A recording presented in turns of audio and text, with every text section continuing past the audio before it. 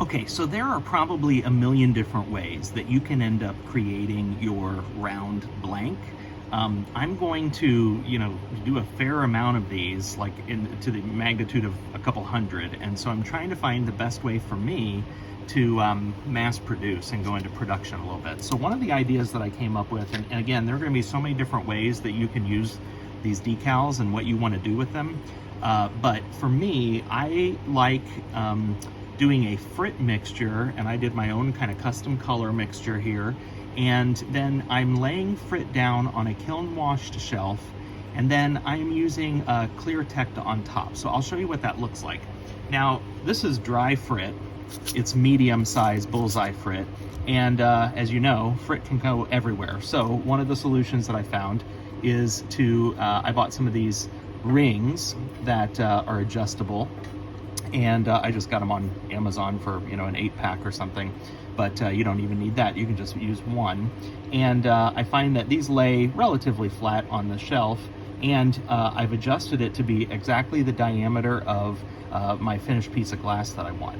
So then I just take my Frit, and I've mixed it up, kind of pre-mixed up using some ratios. I've tested lots of different colors, came up with different recipe that I liked, and so I'm just basically dusting this Frit down into here and trying to create a fairly solid base layer where I don't see a lot of the kiln shelf in between. Now, it's not necessarily a 3mm layer of glass, and there may be some where there's a couple of grains of this Frit over others, but generally speaking, I'm dusting enough in there to give me a fairly decent base layer. I have a tool here, which is just a cheapy toothbrush or paintbrush, and I'm kind of just moving that around a little bit, making sure it gets generally out to the edges. And then what I do is simply pick up my ring, and I've got a fairly clean round glass blank. And so this is just Frit.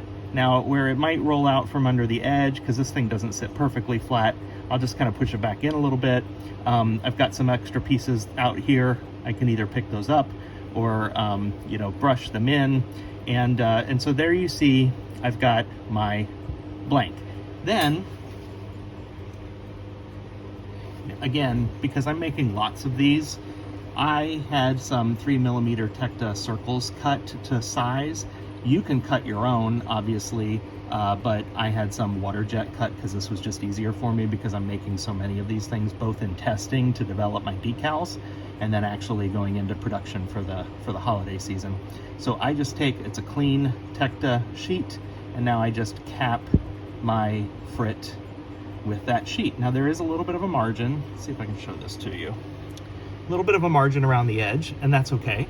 And then I'll fire this. I run it fairly quick, 400 degrees. You could probably even go a little higher if your kiln can take it or if your shelf can take it, but I do 400 degrees an hour up to 1425.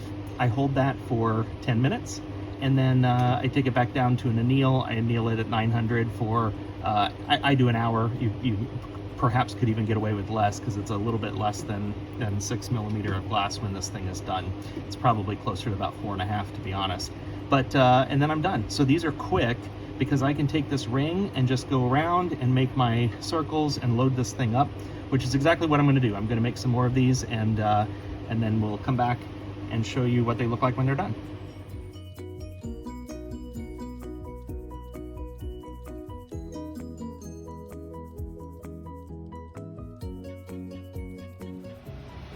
Okay, so when they come out of the kiln, these things are, I start with this 3mm, and then I use a little bit of Frit, and these are measuring, 4.2, 4.3, somewhere in that neighborhood, 4.5 millimeters. So this is not a perfect 6mm circle. That's okay. The size is still nearly perfect for what I need.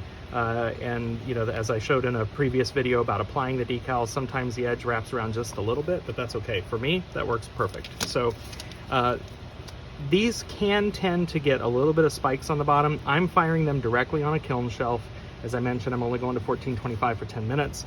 So they do get a little spiky. It's not a big deal. I just use a diamond pad and kind of knock those off a little bit, and then it cleans up nice when I go back into the firing for the decal itself anyway. So you may be trying to figure out how much frit I actually used. The way I can tell is I take one of my blanks here, which was 1.58 ounces, so that's my baseline.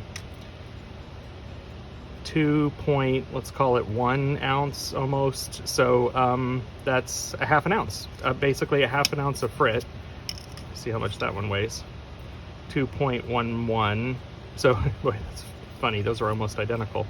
So, you know, about a half of an ounce of frit is what I used, plus my 3mm Tecta, and then that gives me, at my firing schedule in my kiln, yours may be different, but that gives me something that's about 4.5 or a little bit less, and relatively lightweight at just over 2 ounces. That's not too bad at all to hang on the Christmas tree. Okay, so I hope you found this video helpful in terms of how I am making some of my blanks. I'm having a good time doing them. I can't wait to see what you guys are creating. Please keep watching the channel. I still have more videos coming, believe it or not. I've got lots of content around these things. So I'm gonna continue to create and share and hope that you're doing the same. Take care, everybody. Bye-bye.